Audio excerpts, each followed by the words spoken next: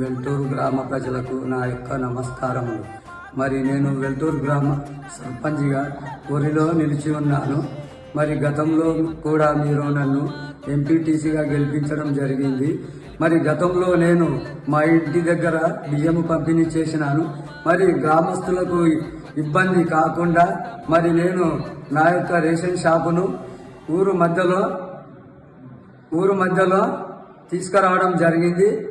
మరి ఇప్పుడు మళ్ళీ నన్ను సర్పంచ్గా ఉంగరం గుర్తుపై ఓటు వేసి గెలిపించగలరు.